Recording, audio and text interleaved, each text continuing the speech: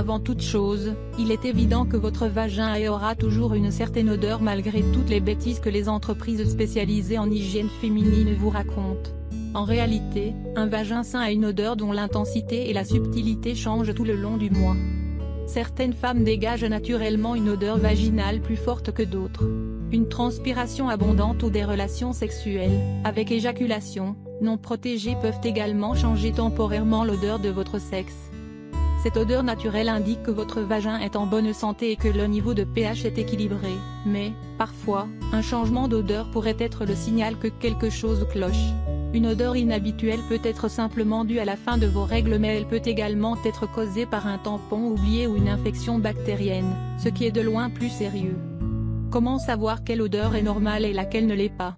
Il faut apprendre à connaître votre partie intime et vous familiariser avec ce que votre corps dégage pour apprendre à faire la différence. Une odeur alarmante s'accompagne en général d'autres symptômes tels que des démangeaisons, des rougeurs, de fortes sécrétions et une urine qui sent fort. Comment interpréter une odeur de poisson? Mauvais signe. Une forte odeur de poisson peut être un signe révélateur des deux infections vaginales les plus communes chez les jeunes femmes, la vaginose bactérienne et la trichomonacée.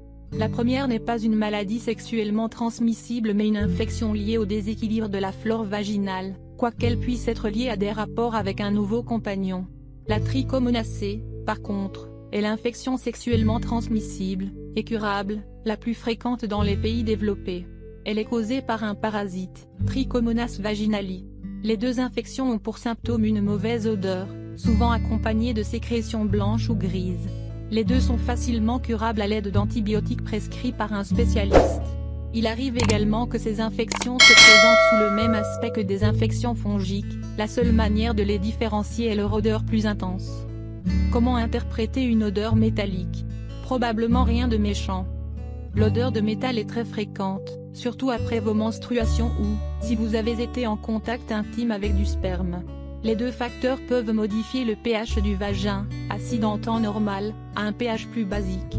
Cette odeur est normalement temporaire mais, si elle persiste après un long moment et qu'elle s'accompagne d'une irritation quelconque ou de sécrétions anormales, rendez-vous chez votre gynécologue. Comment interpréter une odeur de levure ou de pain? Mauvais signe. Souvent, les infections fongiques n'ont pas d'odeur mais elles se manifestent par d'autres symptômes, des pertes blanches et denses, des démangeaisons etc. Cependant, dans certains cas, le vagin émet une faible odeur de pain, semblable à de l'humidité. Celle-ci ne sera jamais le seul indicateur d'un champignon mais elle peut vous aider à détecter cette infection de la vaginose bactérienne ou autre. Comment interpréter une odeur de musc? Probablement rien de méchant. Cette senteur est plus forte que celle que dégage habituellement votre vagin et due à une transpiration excessive, un pantalon trop serré, ou des sous-vêtements en tissu synthétique. Ces deux derniers empêchent la peau de respirer ce qui entraîne l'émission d'une odeur plus prononcée. Rincez-vous à l'eau claire ou à l'aide d'un savon neutre et préférez des culottes en coton pour vous débarrasser de cette odeur peu alarmante mais incommode. Comment interpréter une odeur de pourri? Mauvais signe. Si votre organe dégage soudainement une forte senteur de pourri, rendez-vous immédiatement chez un gynécologue ou un obstétricien. Ce n'est assurément pas bon signe et pourrait indiquer un tampon resté dans votre vagin après vos dernières règles, chose qui arrive bien plus souvent que ce qu'on pourrait imaginer. Ne soyez jamais gêné à l'idée de parler de votre intimité à votre médecin car il est là pour vous aider sans juger votre mode de vie ou hygiène.